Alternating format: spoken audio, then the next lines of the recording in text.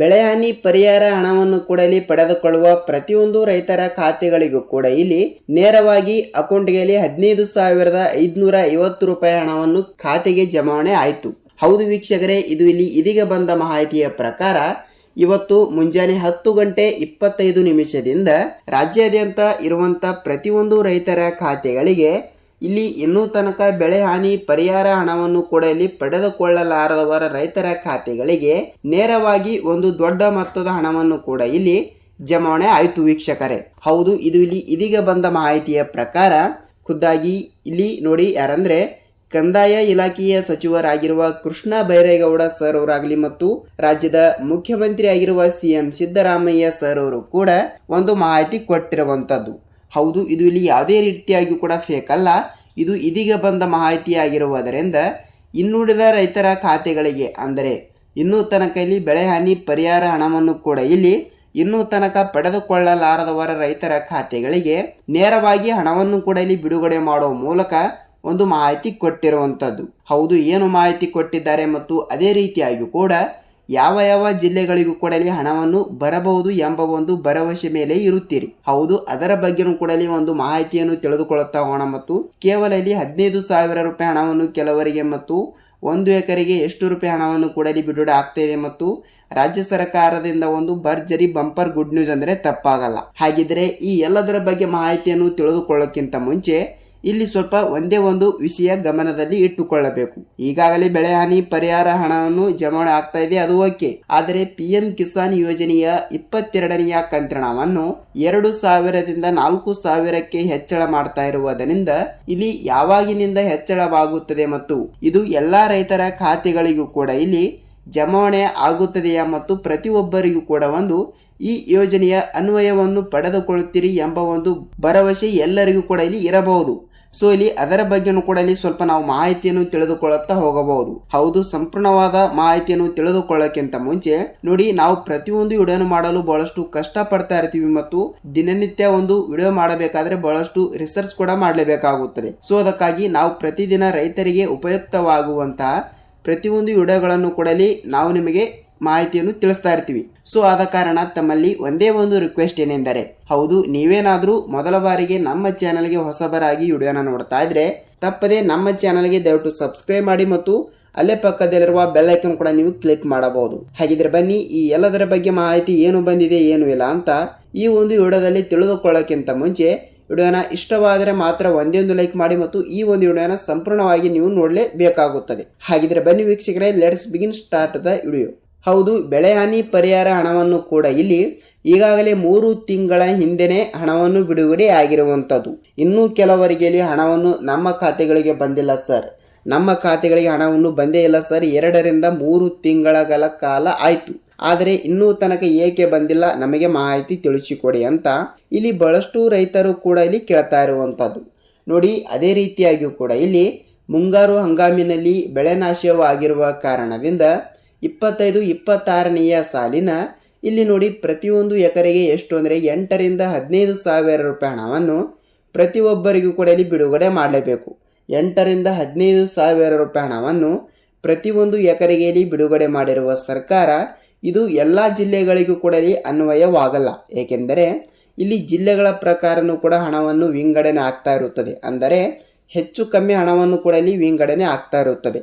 So ಅದಕ್ಕಾಗಿ ಪ್ರತಿಯೊಂದು ಜಿಲ್ಲೆಗಳಿಗೂ ಕೂಡ ಏನಿಲ್ಲ ಅಂದರೂ 8 ರಿಂದ 15,000 ರೂಪಾಯಿ ಹಣವನ್ನು ಪ್ರತಿಯೊಂದು ಎಕರೆಗೆ ಇಲ್ಲಿ ಬಿಡುಗಡೆ ಆಗ್ತಾ ಇರುವುದರಿಂದ ಇಲ್ಲಿ ಯಾವ ಯಾವ ಜಿಲ್ಲೆಗಳಿಗೆ ಎಷ್ಟು ರೂಪಾಯಿ ಹಣವನ್ನು ಕೂಡ ಇಲ್ಲಿ ಬಿಡುಗಡೆ ಆಗ್ತಾ ಇದೆ ಮತ್ತು ಯಾವ ಬೆಳೆಗೆ ಅಂದರೆ ನೋಡಿ, ಉದಾಹರಣೆಗೆ ಇಲ್ಲಿ ದೀರ್ಘಾವಧಿ ಬೆಳೆಗೆ ಇಲ್ಲಿ ಹೆಚ್ಚಿನ ಪ್ರಮಾಣದ ಹಣವನ್ನು ಕೂಡ ಇಲ್ಲಿ ಬಿಡುಗಡೆ ಆಗ್ತಾ ಇರುವುದರಿಂದ ಅಂದರೆ ಕಬ್ಬು ಆಗಲಿ ಮತ್ತು ಅದೇ ರೀತಿಯಾಗಿ ಕೂಡ ದ್ರಾಕ್ಷಿ ಬೆಳೆ ಮತ್ತು 1 ವರ್ಷದ ತನಕ ಇರುವಂತಹ ಬೆಳೆಗಳಿಗೆ ಇಲ್ಲಿ ಹೆಚ್ಚಿನ ಪ್ರಮಾಣದ ಹಣವನ್ನು ಬೆಳೆ ಹಾನಿ ಪರಿಹಾರ ಹಣವನ್ನಾಗಿ ಬಿಡುಗಡೆ ಆಗ್ತಾ ಇರುವುದರಿಂದ ಖಂಡಿತವಾಗಿಯೂ ಕೂಡ ಇಲ್ಲಿ ಪ್ರತಿಯೊಂದು ರೈತರ ಖಾತೆಗಳಿಗೂ ಕೂಡ ಹಣವನ್ನು ಬಿಡುಗಡೆ ಆಗ್ತಾ ಇರುವಂಥದ್ದು. ಹಾಗಿದ್ದರೆ ಇಲ್ಲಿ ಯಾವ ಯಾವ ಜಿಲ್ಲೆಗಳಿಗೂ ಕೂಡ ಹಣವನ್ನು ಎಷ್ಟು ರೂಪಾಯಿ ಹಣವನ್ನು ಕೂಡ ಇಲ್ಲಿ ಬಿಡುಗಡೆ ಆಗ್ತಾ ಇದೆಯಾ ಅಂತ ಇಲ್ಲಿ ಅದನ್ನು ಕೂಡ ನಾವು ಸ್ವಲ್ಪ ತಿಳಿದುಕೊಳ್ಳುತ್ತಾ ಹೋಗಲೇಬಹುದು. ಹೌದು, ಇಲ್ಲಿ ಜಿಲ್ಲೆಗಳ ಬಗ್ಗೆನೂ ಕೂಡ ಇಲ್ಲಿ ನೋಡ್ತಾ ಹೋದರೆ ಇಲ್ಲಿ ನೋಡಿ 15 ರಿಂದ 20 ಜಿಲ್ಲೆಗಳ ರೈತರ ಖಾತೆಗಳಿಗೆ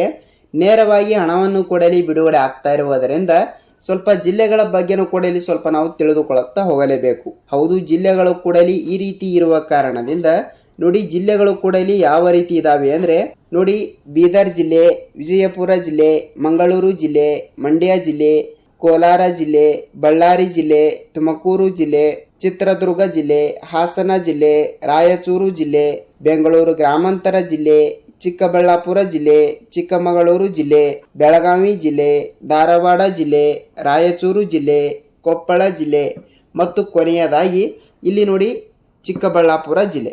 ಹೌದು, ಇಷ್ಟು ಜಿಲ್ಲೆಗಳು ಕೂಡ ಇಲ್ಲಿ ಇರುವ ಕಾರಣದಿಂದ ಈ ಜಿಲ್ಲೆಗಳಲ್ಲಿ ಇರುವಂಥ ಪ್ರತಿಯೊಂದು ರೈತರ ಖಾತೆಗಳಿಗೂ ಕೂಡ ನೇರವಾಗಿ ಹಣವನ್ನು ಕೂಡ ಇಲ್ಲಿ ಬಿಡುಗಡೆ ಆಗ್ತಾ ಇರುವಂಥದ್ದು. ಖಂಡಿತವಾಗಿಯೂ ಕೂಡ ಇಲ್ಲಿ ತಪ್ಪದೆ ಹಣವನ್ನು ಬಿಡುಗಡೆ ಆಗುತ್ತದೆ. ನೀವು ಇಲ್ಲಿ ಯಾವುದೇ ರೀತಿಯಾಗಿ ಕೂಡ ಭಯಪಡುವ ಅವಶ್ಯಕತೆ ಇಲ್ಲ. ಹಾಗಿದ್ರೆ ಈ ಜಿಲ್ಲೆಗಳಲ್ಲಿ ಇರುವಂಥ ಪ್ರತಿಯೊಂದು ರೈತರಿಗೆ ಒಂದು ಭರ್ಜರಿ ಗುಡ್ ನ್ಯೂಸ್ ಅಂದರೆ ತಪ್ಪಾಗಲ್ಲ. ನೇರವಾಗಿ ಹಣವನ್ನು ಕೂಡ ಇಲ್ಲಿ ಬಿಡುಗಡೆ ಆಗ್ತಾ ಇರುವುದರಿಂದ ನಿಮ್ಮ ಜಿಲ್ಲೆನೂ ಕೂಡ ಯಾವುದು ಅಂತ ನೀವು ನಮಗೆ ತಪ್ಪದೆ ತಿಳಿಸಬೇಕು. ಖಂಡಿತವಾಗಿಯೂ ಕೂಡ ಇಲ್ಲಿ ನಿಮ್ಮ ಜಿಲ್ಲೆನೂ ಕೂಡ ಯಾವುದು ಅಂತ ನೀವು ನಮಗೆ ತಪ್ಪದೆ ಕಮೆಂಟ್ ಮೂಲಕ ಮಾಹಿತಿ ತಿಳಿಸುವುದರ ಜೊತೆಗೆ ಖಂಡಿತವಾಗಿಯೂ ಕೂಡ ಇಲ್ಲಿ ಎಲ್ಲ ಜಿಲ್ಲೆಗಳಿಗೂ ಕೂಡ ಇವತ್ತು ಕೂಡ ಇಲ್ಲಿ 18,550 ರೂಪಾಯಿ ಹಣವನ್ನು ಯಾರ್ಯಾರಿಗೆ ಬಿಡುಗಡೆ ಆಗುತ್ತದೆ ಅಂತ ನೀವು ನಮಗೆ ಕೇಳ್ತಾ ಇರಬಹುದು. ನೋಡಿ, ಕೇವಲ 1 ಎಕರೆಗೆ ಇಲ್ಲಿ 8,000ದಿಂದ 15,000 ರೂಪಾಯಿ ಹಣವನ್ನು ಹಂತ ಹಂತಗಳಾಗಿ ಬಿಡುಗಡೆ ಆಗ್ತಾ ಇರುವುದರಿಂದ ಇದು ಎಲ್ಲ ರೈತರಿಗೂ ಕೂಡ ಇಲ್ಲಿ ಅನ್ವಯವಾಗಲ್ಲ. ನಾನು ಮೊದಲಿಗೆ ಹೇಳಿರುವ ಪ್ರಕಾರ ನೋಡಿ, ಹಂತ ಹಂತಗಳಾಗಿ ಜಿಲ್ಲಾವಾರು ಮತ್ತು ಅವರವರ ಜಮೀನಿನ ಪ್ರಕಾರ ಹಣವನ್ನು ಕೂಡ ಇಲ್ಲಿ ಬಿಡುಗಡೆ ಆಗ್ತಾ ಇರುವುದರಿಂದ ಹಣವನ್ನು ಬರಲು ಸ್ವಲ್ಪ ಹೆಚ್ಚು ಕಮ್ಮಿ ಆಗ್ತಾ ಇರುತ್ತದೆ. ಮತ್ತು ಈ ಒಂದೆರಡು ರೂಲ್ಸ್ಗಳನ್ನು ಕೂಡ ಇಲ್ಲಿ ತಪ್ಪದೆ ಪ್ರತಿಯೊಂದು ರೈತರು ಕೂಡ ತಪ್ಪದೆ ಪಾಲಿಸಬೇಕು. ಹೌದು, ಯಾವ ರೂಲ್ಸ್ಗಳು ಅಂತ ನೀವು ನಮಗೆ ಕೇಳ್ತಾ ಇರ್ತೀರಿ. ನೋಡಿ, ರೂಲ್ಸ್ಗಳಂದ್ರೆ ಇಲ್ಲಿ ಬಹಳಷ್ಟು ಟಫ್ ಆಗಿರುವಂಥ ರೂಲ್ಸ್ಗಳೇನಲ್ಲ. ನಾನು ಪ್ರತಿಯೊಂದು ವಿಡಿಯೋದಲ್ಲಿ ಕೂಡ ಹೇಳಿದ್ದೀನಿ ಮತ್ತು ಅದೇ ರೀತಿಯಾಗಿಯೂ ಕೂಡ ಈ ಒಂದು ವಿಡಿಯೋದಲ್ಲಿ ಕೂಡ ಹೇಳ್ತಾ ಇದ್ದೀನಿ. ಖಂಡಿತವಾಗಿಯೂ ಕೂಡ ತಪ್ಪದೆ ನಿಮ್ಮ ಹತ್ತಿರದ ಕೃಷಿ ಇಲಾಖೆ ಇಲ್ಲವಾದರೆ ರೈತ ಸಂಪರ್ಕ ಕೇಂದ್ರಕ್ಕೆ ನೀವು ಒಂದು ಸಲ ಭೇಟಿ ನೀಡಿ ತಪ್ಪದೆ ಎಲ್ಲ ಡಾಕ್ಯುಮೆಂಟ್ಗಳನ್ನು ಕೂಡ ತೆಗೆದುಕೊಂಡು ಖಂಡಿತವಾಗಿಯೂ ಕೂಡ FID ಕೂಡ ತಪ್ಪದೆ ಮಾಡಿಸಬೇಕು. ಹೌದು, FID ಮಾಡಿಸಿದವರ ಖಾತೆಗಳಿಗೆ ಮಾತ್ರ ನೇರವಾಗಿ ಬೆಳೆ ಹಾನಿ ಪರಿಹಾರ ಹಣವನ್ನು ಕೂಡ ಇಲ್ಲಿ ಬಿಡುಗಡೆ ಆಗ್ತಾ ಇರುವಂಥದ್ದು. ಖಂಡಿತವಾಗಿಯೂ ಕೂಡ ಈ ಒಂದು ಚಿಕ್ಕ ಕೆಲಸವನ್ನು ಪ್ರತಿಯೊಬ್ಬರು ಕೂಡ ಮಾಡಿ ತಪ್ಪದೆ ನೀವು ಕೂಡ ಇಲ್ಲಿ ಹಣವನ್ನು ಪಡೆದುಕೊಳ್ಳುತ್ತಾ ಹೋಗುತ್ತೀರಿ. ಹೌದು, ಖಂಡಿತವಾಗಿಯೂ ಕೂಡ ಇಲ್ಲಿ ಅವರು ಇವರು ಅಂತಲ್ಲ, ನೇರವಾಗಿ ನಿಮ್ಮ ಖಾತೆಗಳಿಗೂ ಕೂಡ ಇಲ್ಲಿ ಹಣವನ್ನು ಬರಬೇಕಾದರೆ ಈ ಒಂದು ಚಿಕ್ಕ ಕೆಲಸವನ್ನು ಪ್ರತಿಯೊಬ್ಬರು ಕೂಡ ಇಲ್ಲಿ ತಪ್ಪದೆ ಮಾಡಲೇಬೇಕು. ಖಂಡಿತವಾಗಿಯೂ ಕೂಡ ಹೇಳ್ತಾ ಇದ್ದೀನಿ, FID ಅನ್ನೋದು ಬಹಳಷ್ಟು ಇಂಪಾರ್ಟೆಂಟ್. FID ಅಂದರೆ ಏನು ಅಂದರೆ ನೋಡಿ, ನಿಮ್ಮ ಜಮೀನಿನ GPS ಕೂಡ ಇಲ್ಲಿ ಆಗಿರುತ್ತದೆ. FID ಅಂದರೆ ನಿಮ್ಮ ಜಮೀನಿನ GPS ಅಂದರೆ ನಿಮ್ಮ ಜಮೀನಿನಲ್ಲಿ ಯಾವ ಬೆಳೆ ಇದೆ ಮತ್ತು ಅದೇ ರೀತಿಯಾಗಿ ಕೂಡ ಇವರಿಗೆ ಎಷ್ಟು ರೂಪಾಯಿ ಹಣವನ್ನು ಕೂಡ ಇಲ್ಲಿ ಬೆಳೆ ಹಾನಿ ಪರಿಹಾರ ಹಣವನ್ನಾಗಿ ಬಿಡುಗಡೆ ಮಾಡಬೇಕು ಅಂತ ಗೊತ್ತಾಗುತ್ತದೆ. ಅದೇ ರೀತಿಯಾಗಿ ಕೂಡ ಇಲ್ಲಿ ತಪ್ಪದೆ ಖಂಡಿತವಾಗಿ ಕೂಡ ಎಲ್ಲರೂ ಈ ಒಂದು ಚಿಕ್ಕ ಕೆಲಸವನ್ನು ಮಾಡಿ ನೇರವಾಗಿ ತಪ್ಪದೆ ಹಣವನ್ನು ಪಡೆದುಕೊಳ್ಳುತ್ತಾ ಹೋಗುತ್ತೇವೆ. ಇಲ್ಲಿ FID ಏನೋ ಆಯಿತು. ಸೊ ಇಲ್ಲಿ ನಿಮ್ಮ ಖಾತೆಗಳಿಗೆ ಅಂದರೆ ನಿಮ್ಮ ಬ್ಯಾಂಕಿಗೆ ನಿಮ್ಮ ಪಾಸ್ಬುಕ್ಕಿಗೆ ಇಲ್ಲಿ ಹಣವನ್ನು ಕೂಡ ಇಲ್ಲಿ ಬರಬೇಕಾದರೆ ಖಂಡಿತವಾಗಿಯೂ ಕೂಡ ಸೀಡಿಂಗ್ ಅನ್ನೋದು ಬಹಳಷ್ಟು ಇಂಪಾರ್ಟೆಂಟ್. ಖಂಡಿತವಾಗಿಯೂ ಕೂಡ ಎಲ್ಲರೂ ಕೂಡ ಈ ಒಂದು ಚಿಕ್ಕ ಕೆಲಸವನ್ನು ಪ್ರತಿಯೊಬ್ಬರು ಕೂಡ ಮಾಡಿ.